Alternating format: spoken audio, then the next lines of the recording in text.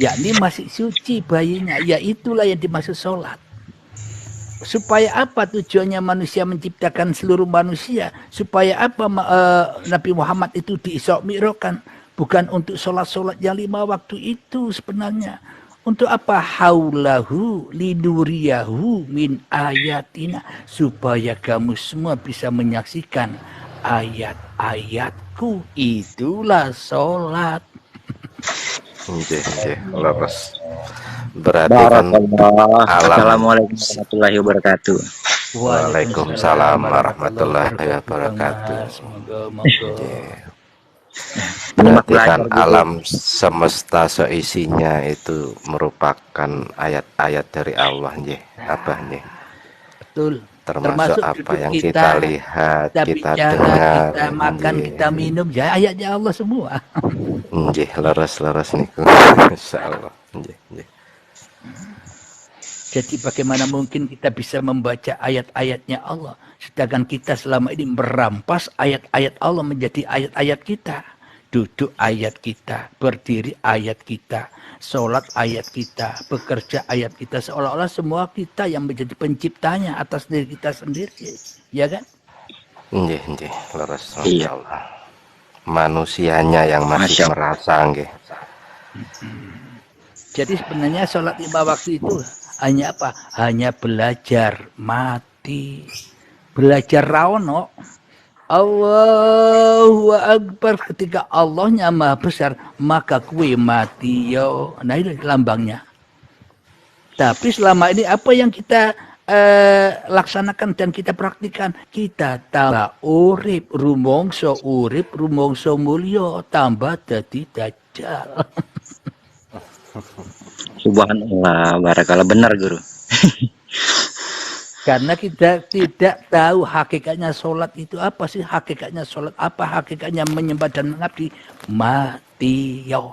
Serahkan semuanya, itu maknanya, ya kan? Tapi nanti kan terkadang kalau kita kurang memahami di situ kan dikatakan mati, disuruh menghilangkan duniawinya. Nah, kebanyakan yang salah paham begitu. Kita pun, saya pun dulu kowe belajar ilmu hakikat makrifat siap miskin, siap iri. Nah, kita ditakut-takuti. Makanya takut akhirnya kita untuk belajar di situ, padahal kan bukan ngoten nggih. Para wali-wali dulu mempraktekkan seperti itu, seperti Ibrahim bin Adam, raja, penguasa, kaya raya. Mempraktekkan itu, akhirnya hartanya, kendaraannya, kuda-kudanya, bahkan istri dan anaknya ditinggal semuanya. Pakaian kerajaannya ditinggal, hingga beliau ke gunung-gunung, ke lautan, ke gua-gua untuk bertapa mencari Tuhannya. Itu kalau kita ikuti seperti itu, rakanggo zaman modern, percoba sampai menghilangkan semua itu, menghilangkan harta, ninggalo anak bojo, tapi toh ndek guwa sampean topo eling anak bojo, eling harta, ya padha wae. Nggih, leres. Nanti pada saat menyendiri mungkin kita bisa di porsi itu, tapi pada saat kita kembali ke dunia rame atau dunia nyata, itu nanti masih bingung lagi kan gitu. Iya, akhirnya terbentur lebih di situ baik tadi. Anda topo di keramaian, yo kumpul keluarga, kumpul dunia, kumpul pekerjaan, ini topo. Maknanya topo apa? Semua ini terjadi hanya karena uripe Allah, itulah topo itu, hening itu. Masya Allah. Nggih. Jadi pada saat kita sudah bermakrifat itu, mungkin kita akhirnya bisa bersyahadat otomatis. Artinya kita bisa menyaksikan adanya alam semesta dan seisinya tadi, tapi dengan penuh makrifat, penuh hakikatnya, tahu kan gitu nggih.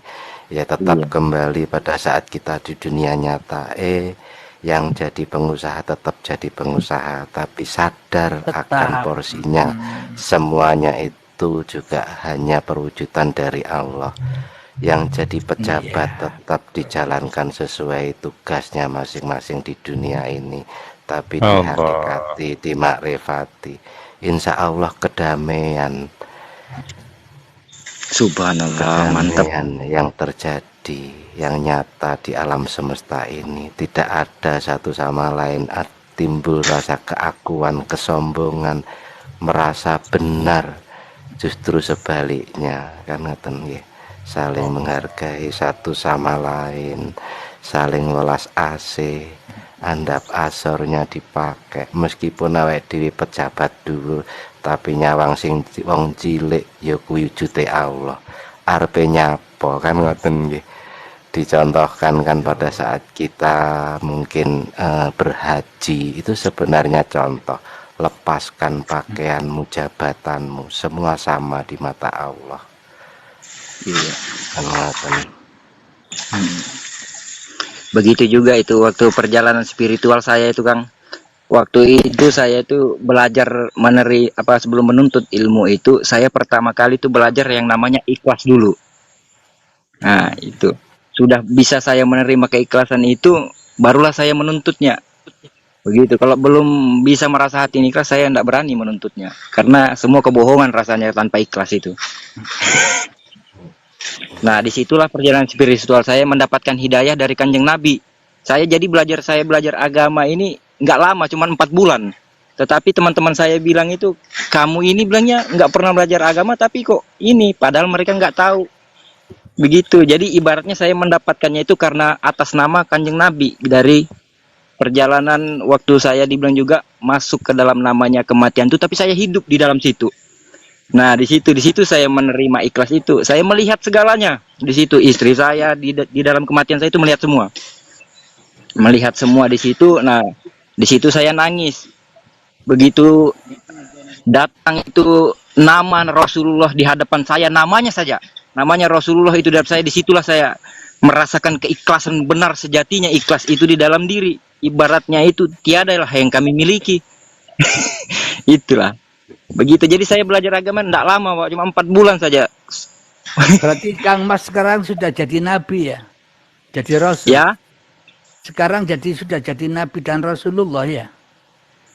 Subhanallah, saya belum mengetahuinya itu. Tetapi saya tidak bisa mendengar. Harus jadi Rasulullah daripada jadi Rasul ya iblis, ya enggak? Iya benar juga. Tapi gini guru, saya itu setiap mendengar cerita tentang Nabi Muhammad itu saya tidak bisa tahan, pasti air mata aku tuh jatuh, selalu jatuh. Jadi saya tidak bisa mendengar kisah itu, selalu jatuh gitu. Hati ini nggak mampu. Jadi gampang tersentuh. Kerasulan atau kenabian orang-orang terdahulu itu, kalau kita hanya menyimak dongeng-dongengnya saja, ya tetaplah dongeng. Akan tetapi semua itu ternyata cerita hati kita sendiri. Kita ini sebenarnya rasul-rasulnya Allah, khalifahnya Allah. Kenapa kita selama ini hanya mengikuti kerasulan iblis, kerasulan setan? Kita diperbudak atau disuruh-suruh oleh setan saja. Ya enggak? Barakallah. Iya benar guru. Itu yang saya rasakan itu. Di saat dibilang juga kebatilan itu ingin menghancurkan di dalam, tidak mampu sebenarnya kebatilan itu menghancurkan di dalam. Di dalam ini selalu menolaknya. Itu benar sungguh itu. Jadi yang memang, di dalam itu tidak bisa dikotorin sebenarnya. Ya. Jadi tandanya kerasulan itu maknanya badan ini loh bisa bergerak bila diperintah oleh hidup, itu maknanya kerasulan itu. Jadi maknanya Muhammad, bukan kamu yang melempar, tapi aku yang melempar. Wahai badan raga, kamu tidak bisa apa yang kau perbuat itu aku, kata hidup, ya enggak? Maka ketika kita sudah pahami itu, maka masuklah innani anallah la ilaha illa ana fa'budni akimis sholata li dzikri. Ya, itulah yang dimaksud zikir itu. Jadi sholat itu bukan tujuan. Tujuan sholat itu ketemu zikrullah. Percuma kita sholat tidak ketemu zikrullah, ya kan? Ketika kita sholat hanya kita hanya zikrunnas, kita hanya mengingat diri kita yang bisa sholat. Berarti kita tidak tambah mati, tambah jadi dajjal, ya enggak? Iya benar. Tetapi memang yang dibilang keseimbangan antara akhirat dan dunia itu nyata. Walaupun kita di dalam itu dunianya masih kelihatan.